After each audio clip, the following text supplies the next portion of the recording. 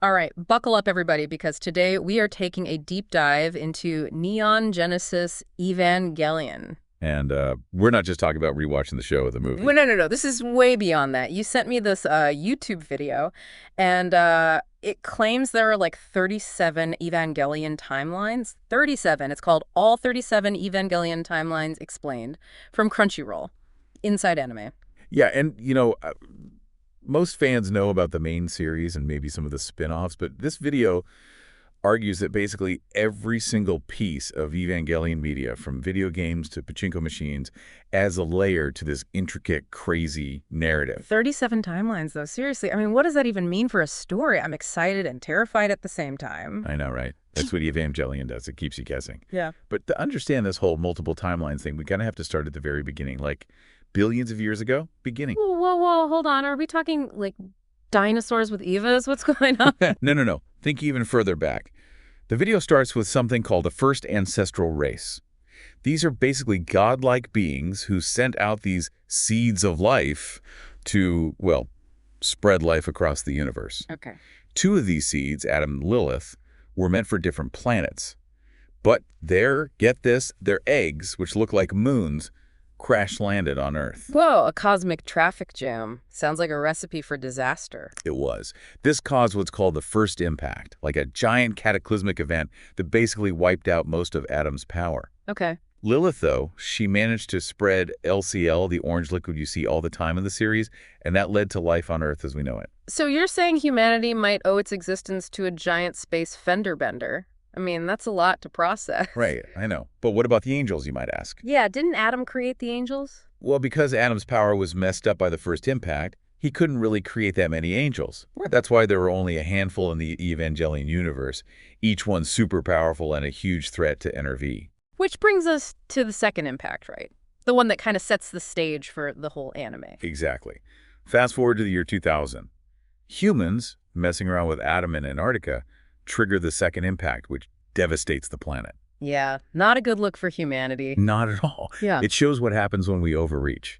So that sets up the whole thing for the main story 15 years later, with Shinji and the other EO pilots fighting those remaining angels. Right, but then, as we watch, it's clear that there's more going on than just fighting monsters. Oh, yeah. Like SEAL and their human instrumentality project, which is really about controlling the fate of humanity. Totally. SEAL thinks they can force human evolution with this project. Like, imagine all human souls becoming one big consciousness. They think it's the next step. But as we see in the original series and end of Evangelion, that comes at the cost of individual identity. Yeah, and in the end, Shinji rejects instrumentality, which leaves us with that, iconic red wasteland, right? So how do the rebuild movies fit in all of this? It can't just be a simple retelling, right? There's got to be more. It's not. That's where things get really interesting.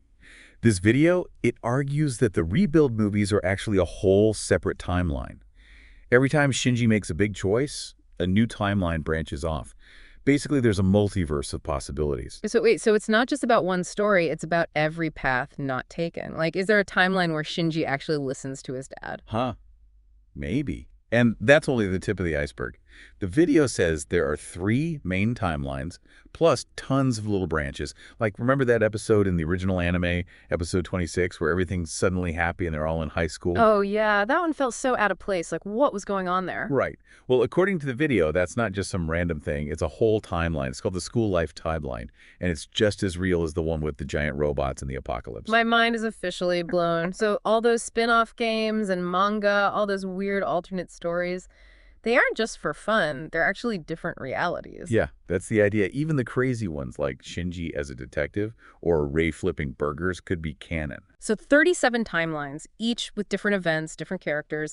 It's Evangelion on steroids. It is, and we're just getting started.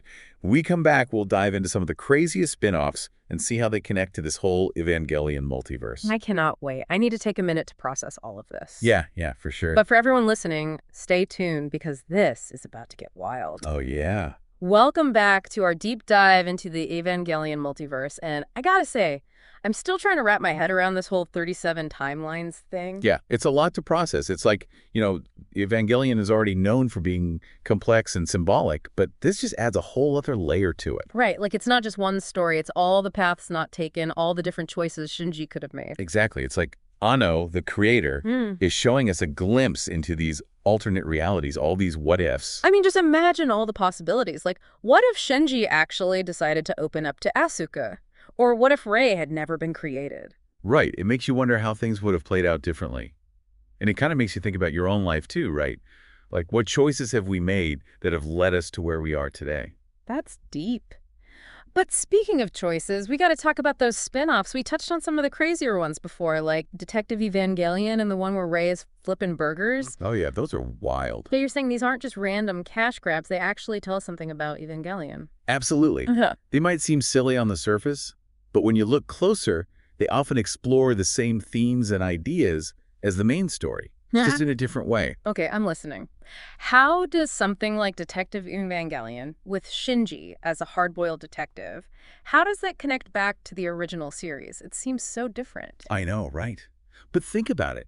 In Detective Evangelion, Shinji is still struggling with those same issues of guilt, trauma, and the search for truth, just like in the anime.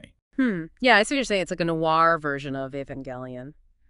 But with all these different timelines and spin-offs, where do we even begin to make sense of it all? Like, where does this multiverse actually start? Well, the video makes a pretty compelling case for the Evangelion manga being the starting point. It follows a similar story, but the ending is much more hopeful. The world gets reset, offering this chance for a new beginning. So the manga is like the good ending, the ideal timeline. Yeah, you could say that. And maybe, just maybe, that version of Kaworu, the one who experiences that happy ending, is somehow sending his memories or his essence to the other Kaworus across the multiverse, like trying to guide them toward a similar outcome. Whoa, that's beautiful. But what about all those other gendos we see hopping between timelines? Like, how does that fit into all of this? And don't forget the world tree. Oh yeah, the world tree. That's where things get even more complicated. It's basically like this giant cosmic network that connects all the different realities. Characters with enough knowledge and power, like Gendo, can use it to travel between timelines. Okay, so we could have multiple gendos running around messing with different realities. That sounds like a recipe for chaos. It could be, but it also opens up the possibility for other characters to travel between timelines too. Like, imagine Masato in one reality still heartbroken over Kaji's death, while in another reality she's leading a rebellion against NRV. Wow. So basically, anything is possible in this multiverse. Pretty much. And it makes you think about how our own choices, even the seemingly small ones, can have a ripple effect not just in our own lives, but potentially across countless other realities. It's a lot to think about, but it's also incredibly exciting. And honestly, it kind of makes me want to revisit some of these spin-offs with a fresh perspective. But before we go down that rabbit hole, we got to talk about the really crazy stuff. The things that make you question if they're even connected to Evangelion at all. We're talking about the crossovers, the pachinko machines, and the marketing campaigns that have somehow become part of the Evangelion universe. Oh yeah, we're going there. Yeah, Get ready for some wild ride, because when we come back, things are about to get really weird. I can't wait. Welcome back to our deep dive into the Evangelion multiverse. We've talked about the main timelines, the spin-offs, all that good stuff. And now it's time to get really weird, right? Yeah, strap in, everyone. We're about to go full Evangelion. Because we're diving into the crossovers, the pachinko machines, the marketing campaigns that have somehow become part of this whole Evangelion universe. I mean, I knew Evangelion was popular in Japan, but this is a whole other level. It's a cultural phenomenon over there.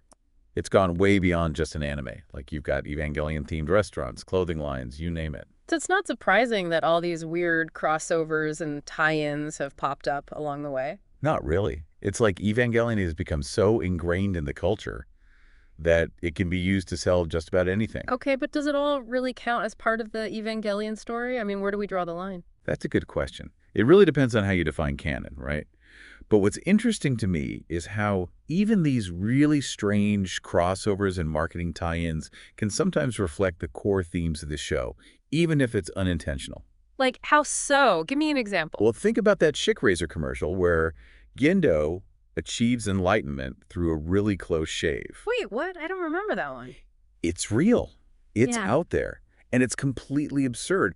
But at the same time, it kind of plays into Gendo's desire for transcendence, for escaping the limitations of his human existence. That's a theme we see throughout the series. Wow, I guess you're right. It's like those hidden layers we were talking about, even in the most unexpected places. Exactly. It just goes to show you how deep this whole Evangelion thing goes. It's like an iceberg. There's so much more beneath the surface. So even with all this craziness, all these different timelines and interpretations, there's still a sense of cohesion, a sense that it all ties together somehow. Oh, definitely. Yeah. And I think a big part of that is Kaworu and his relationship with Shinji.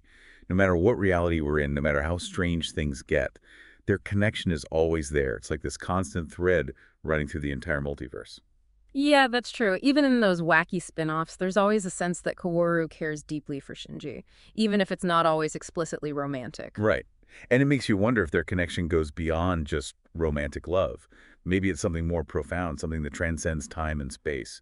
That's a beautiful thought. It's like no matter what challenges they face, no matter how many times the world ends, they always find their way back to each other. And it kind of speaks to the human need for connection, for love, even in the face of chaos and uncertainty. That's something that resonates with people, no matter what culture you come from, no matter what language you speak. It's a universal theme, and I think that's what makes Evangelion so powerful. It's not just about giant robots and apocalypse, it's about the human condition. Exactly. It's about our struggles, our hopes, our fears, and our search for meaning in a world that often feels meaningless. And I think that's why, even after all these years, Evangelion continues to captivate audiences. So I guess the big takeaway here is that there's no one right way to interpret Evangelion. It's about embracing the complexity, the ambiguity, and finding your own meaning within the chaos. Absolutely. And it's about enjoying the ride. Because, let's be honest, this whole multiverse thing is pretty wild and entertaining, even if it's confusing sometimes. Well said. And on that note, I think it's time to wrap up our deep dive into the Evangelion multiverse. It's been a journey. For everyone listening, I hope this has sparked some curiosity, some new ideas, and maybe even a little bit of existential dread. That's the Evangelion effect. Thanks for joining us. And who knows? Maybe we'll see you in another timeline.